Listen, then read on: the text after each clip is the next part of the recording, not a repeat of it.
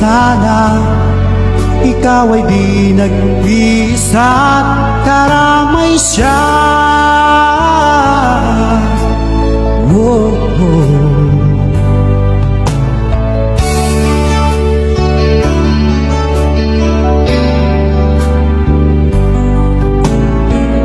Ang ibon sa kaparangan